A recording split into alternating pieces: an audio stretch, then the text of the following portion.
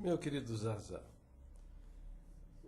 eu leio aí no início do seu diálogo que você diz: eu não tenho dificuldade em aceitar este texto como parábola. Eu entendo que é uma parábola e ponto final. É a velha teimosia sua, né, Zaza? Que rejeita o bom senso, o entendimento, a compreensão, tá? Mediante a farta exposição do ensino das Escrituras, e seguiam absurdos. Veja, você está apresentando aí nas suas respostas uma atitude perversa, rapaz. Você vai além do que está escrito. Não é a primeira vez que você faz isso. Eu já disse a você várias vezes que nós não devemos ir além do que está escrito. O que eu quero dizer com isso? É que se a Escritura está dizendo, ou o apóstolo, ou Jesus está dizendo A, e você acrescenta B, C, isso tem condenação. Está até previsto lá no livro do Apocalipse. Quem acrescenta ou diminui vai ser jogado no lago de fogo, filho. Traz condenação. Isso não é um brinquedo. Entendeu? Paulo fala, está lá escrito no livro de Coríntios. Eu, irmãos, apliquei estas coisas por semelhança a mim e a Apolo, por amor de vós, para que não irmos além do que está escrito. Entendeu? Temos que respeitar. Olha, acreditar na Bíblia, como você fala que acredita na Bíblia como a palavra de Deus, acredita piamente. Acreditar na Bíblia, filho, é o seguinte: é dar a ela autoridade para formar os nossos pensamentos e mudar as nossas crenças. Agora, o que você faz é impor as coisas ao texto sagrado. Entendeu? Veja, isso é coisa de falso profeta, filho, de quem está disposto a enganar as pessoas. Veja bem, no texto, Jesus está dizendo que é uma parábola. Eu pergunto para você, presta atenção, leia lá nas 5 versões que você tem aí de João Ferreira de Almeida, vai lá na King James, pega outras versões também. Veja se lá, se ele está dizendo que é uma parábola. Não fala isso, entendeu? Mas você teima, não, é uma parábola. Em função do quê? De que o título diz que é uma parábola? Assim como não tem inspiração divina, muitas outras coisas. Tem uma Bíblia aqui na minha mão. Esse título está nos originais? Uma Bíblia de estudo pentecostal. Meu filho. Está aqui dizendo aí, Antigo e Novo Testamento, traduzido em português por João Ferreira de Almeida, com referências a algumas variantes. Tem aqui títulos. Concordância, diz que é concordância abreviada, mapas de cores, que faz as sociedades bíblicas para facilitar diagramas, também tem o copyright.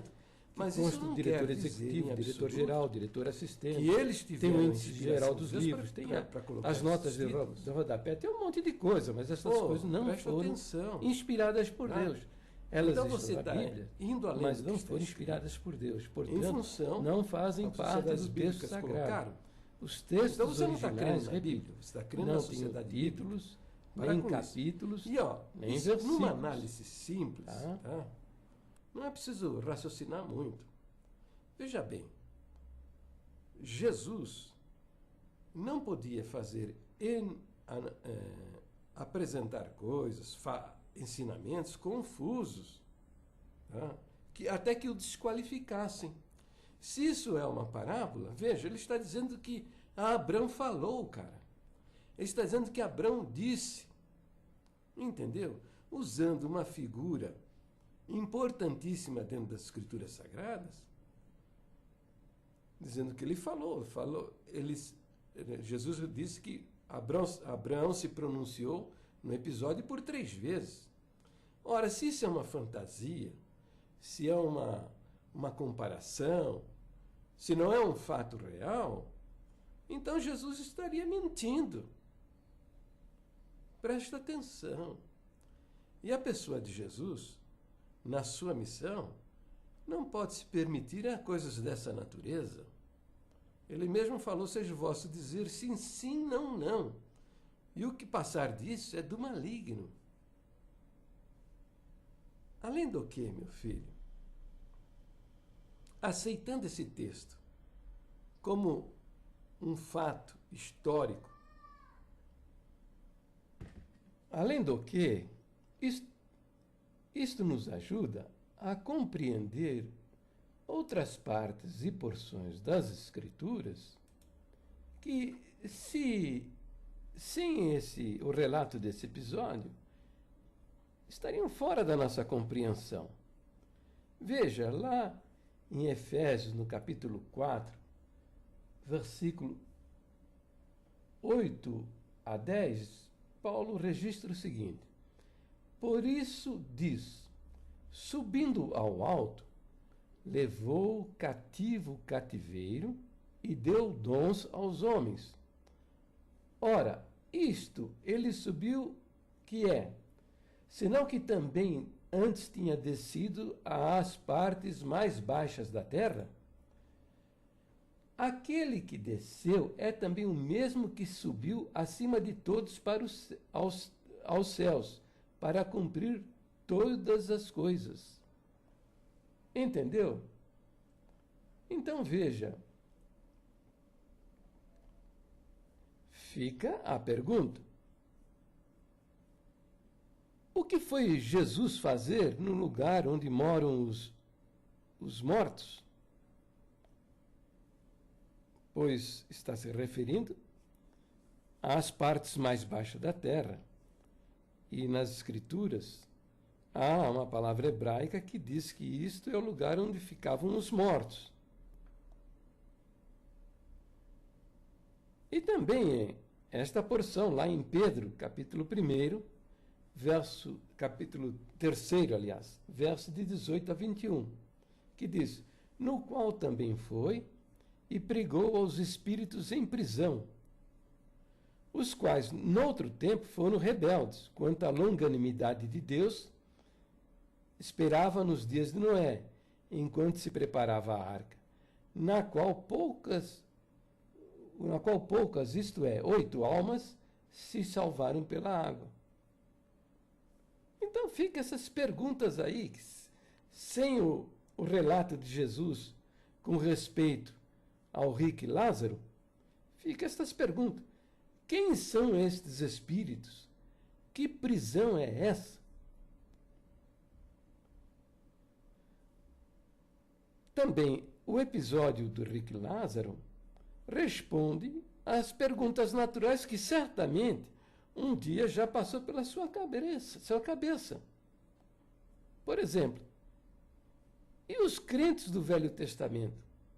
Eles alcançaram a salvação também? Ora, mas se Jesus não havia vindo, porque ele ainda não havia encarnado, eles foram salvos por meio das boas obras que praticaram? Então como é que fica? Se Paulo diz em Efésios capítulo 2, verso 8, que a salvação é pela fé e não pelas obras. E também a nossa doutrina, lá no 5º ponto de doutrina, diz que a regeneração ou o novo nascimento, que é salvação, só se alcança pela fé em Jesus Cristo. Ora, então, o que foi Jesus fazer nas partes mais baixas da terra? Foi testemunhar aos mortos que estavam em prisão. Esta linguagem, prisão, é uma linguagem figurada. Eles estavam num lugar reservado. Estes estavam aguardando o cumprimento das promessas. Deus havia prometido aos crentes do Velho Testamento que lhes enviaria o Messias. Então, quem são esses espíritos? São estes crentes. E que prisão é esta? Um lugar separado onde eles aguardavam o cumprimento das promessas de Deus. Então, as perguntas. E os crentes do Velho Testamento? Eles alcançaram a salvação também?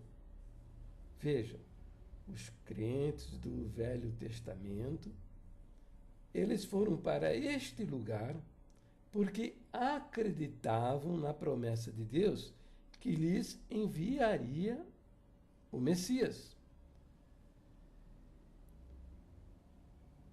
Outra pergunta. Ora, se Jesus não havia vindo, porque não havia ainda encarnado, eles foram salvos por meio de boas obras que praticaram? Não, em absoluto.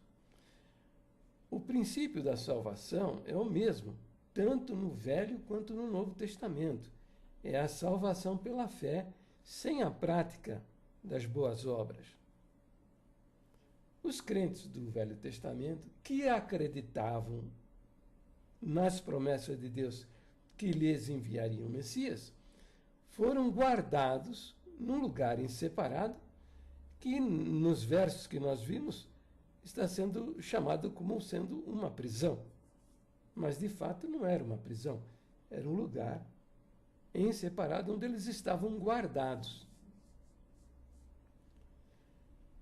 Daí a compreensão de que Jesus desceu às partes mais baixas da terra, que é o lugar onde estavam os mortos, para testemunhar a estes crentes que ele era o Messias, que Deus havia cumprido em Jesus Cristo, nele mesmo, as promessas feitas pelos profetas lá do Velho Testamento.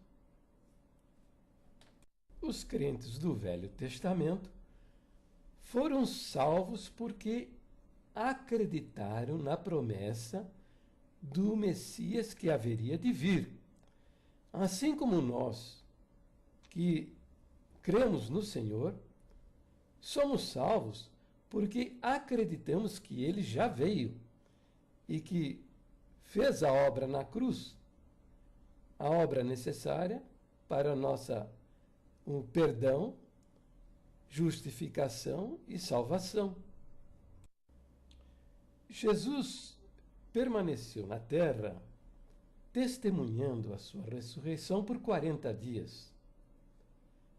E na sua ascensão gloriosa, ele levou consigo estes crentes do Velho Testamento para os céus, como nós encontramos lá em Efésios. Por isso diz, subindo ao alto, levou cativo o cativeiro. Por isso que, se você não tem como verdadeiro o relato do episódio de Lázaro e o rico, esses versos ficam sem a devida explicação. E isto é uma das razões que essa turma aí desacredita da Bíblia. Porque interpretam mal algumas partes e porções das Escrituras e aí as coisas não se encaixam, ficam confusas, contraditórias. Bem, aí o sujeito acaba dizendo, não, a Bíblia apenas contém a inspiração divina, tem parte que não contém. Bom, certamente, alguns até apontam esses versos em Efésios e na carta de Pedro como textos absurdos, incompreensíveis, quando de fato o relato do rico e Lázaro esclarece esses versos, mostra o que aconteceu durante os 40 dias que Jesus permaneceu na terra. Então, o que nós podemos aprender com o episódio do rico e Lázaro? Podemos aprender o seguinte, que quando morre um servo do Senhor, os anjos o levam ao paraíso, como nós podemos ler no verso 22. Está escrito, e aconteceu que o mendigo morreu e foi levado pelos anjos para o seio de Abraão. E morreu também o rico e foi sepultado. Podemos aprender também que os mortos conservam o sentido da visão. Veja no verso 23. E no inferno, falando sobre o rico, né? E no inferno ergueu os olhos, estando em tormentos, e viu ao longe Abraão e Lázaro no seu seio. Aprendemos também que os mortos, os incrédulos, não os crentes lá do Velho Testamento, mas os incrédulos, conservam a compaixão pelos parentes. Veja, ele lembrou-se lá dos seus irmãos. Manda que alguém vá. Eu tenho 5 irmãos, verso 28. Aliás, 27 e 28. Disse ele: rogo-te, pois, ó pai, que mandes à casa de meu pai, que o mandes à casa de meu pai, quer dizer, mande Lázaro à casa de meu pai, pois tenho 5 irmãos, para que lhes dê testemunho, a fim de que não venham também para este lugar de tormento. Veja que também esse verso está relatando que os mortos lembram das coisas terrenas. E nós aprendemos também que os mortos conhecem os outros mortos que na vida lhes eram conhecidos. Pois é isso que vemos no verso 23.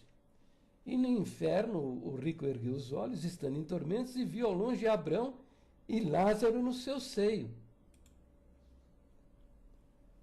E também aprendemos, nos versos de 27 a 31, que os pedidos feitos pelos incrédulos não são atendidos. Porque Abraão disse: eles têm Moisés e os profetas. Ouçam-nos. Entendeu? São estas coisas que podemos aprender no relato do rico e Lázaro. Então veja, só repassando para sua perfeita compreensão. Abraão foi salvo por meio de boas obras? Não. As Escrituras, Paulo declara que Abraão foi justificado pela fé. Que fé é essa? Na promessa de que viria um Messias, o Salvador. E Lázaro? O episódio não fala nada a respeito da salvação de Lázaro ou por que ele foi salvo. Com certeza, Lázaro também não foi salvo por boas obras, e nem porque ele era um mendigo, que ele era um homem necessitado, que sofreu muito na vida. Não foi em absoluto por isso. Ele foi para o paraíso. Por quê? Porque ele acreditava na promessa de que viria o Messias, um Salvador. A negação do episódio relatado em O Rico e Lázaro, dizendo tratar-se de uma parábola, uma fantasia, isso são grupos religiosos que querem negar a vida consciente após a morte. Mas nós lemos lá na Escritura que as almas que estão lá na glória, na presença de Deus, têm vida consciente. Até onde vai esse nível de consciência, eu não tenho condições de explicar, não tenho informação a tal ponto. Acredito eu que na glória, estas almas, esses espíritos conscientes, eles não se lembram mais das coisas que sofreram aqui na Terra, mas estão conscientes na sua relação uns com os outros e na sua relação com Deus. Também interessa aos grupos que negam a existência do inferno tratar o episódio do Rico e Lázaro como sendo uma fantasia. Porque, pela leitura do texto, nós entendemos que há um inferno reservado para aqueles que não creem no Senhor. Alguns grupos falam em o sono da morte,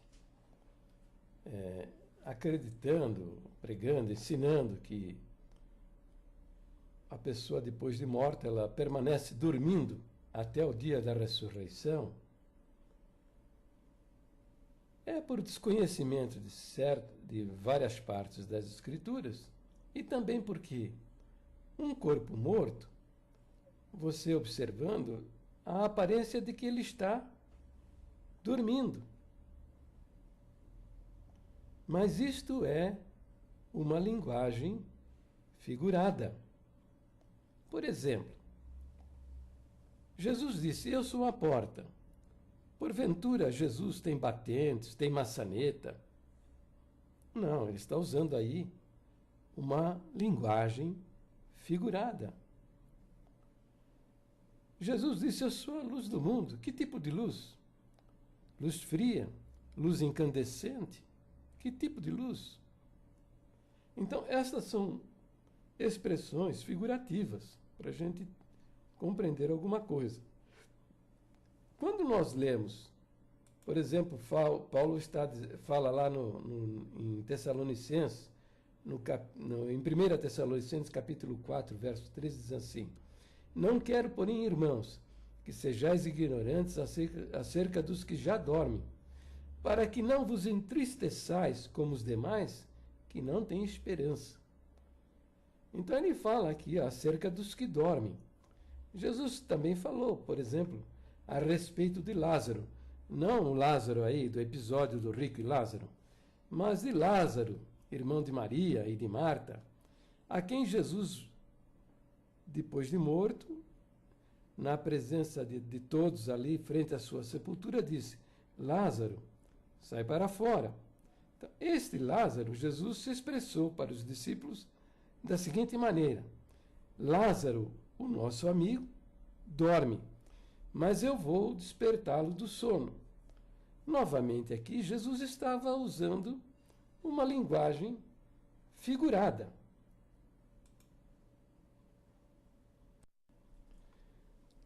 A doutrina da congregação cristã também é semelhante, é o sono da morte, né? Depois que a pessoa morre, ela está dormindo, não é isso? Bom,